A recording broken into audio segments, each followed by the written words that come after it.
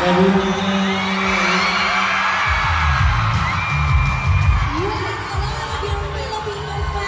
We're here very early just to see you. Any message for them?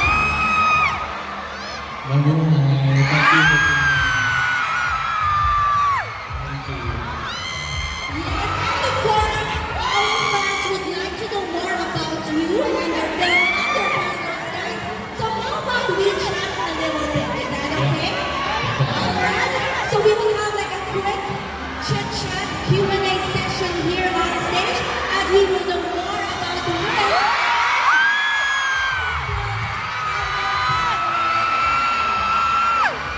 Yeah, please take a seat.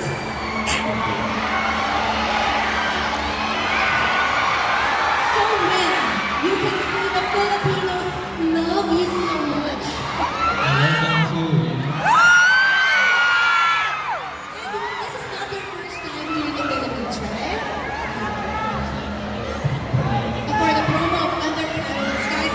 But I know you're back here. How does it feel to be back in the Philippines and to see your Filipino fans again? Oh, I'm so happy to see all of you guys here again. It's my third time already to be here, and it's been like 7 or 8 months already. I haven't seen it that long, and I'm so happy to be back here again. More about the character that you're playing in the movie. Yeah, I play as Tarin. So he's a Thai guy who flies from Thailand to Hong Kong to search for his mom. And then he met a girl, which is receptionist at the hotel where he's staying there. And then they fell in love. And of course, that Filipino actress is the super talented Janela Salvador.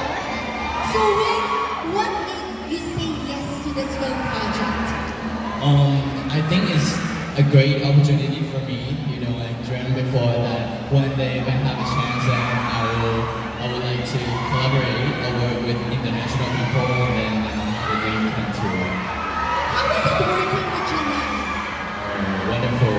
You know, we got along very easy, and every time I play with her, I feel so comfortable because her acting is so good and she is very professional. So, which makes me like feel more comfortable to play with her. All of us can see the camera. Everything like drama, romantic comedy, everything. So please find out and watch it. What are you looking forward to in your trip here in the Philippines? Looking forward to meet all of you guys here every time that I come here because I miss you guys a lot. Thank you for coming. Thank you.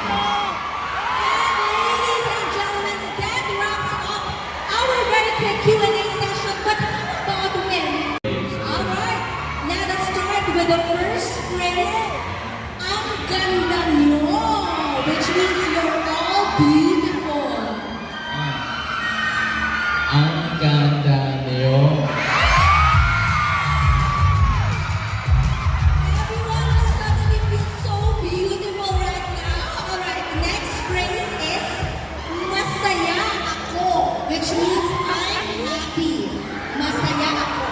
Masaya ako. Edwin, masaya din kami. We are so happy as well to see you. Alright, next phrase is kilig kayo. Kilig kayo. Yes, I think the answer is yes. The whole Ayala Gloriata is saying yes. We are all kilig-kilig ba kayo? Yes! Okay, next phrase is maraming salamat. Huh? Maraming salamat, which means thank you very much. Maraming salamat. And for the final Filipino phrase, mahal ko kayo. Mahal ko kayo.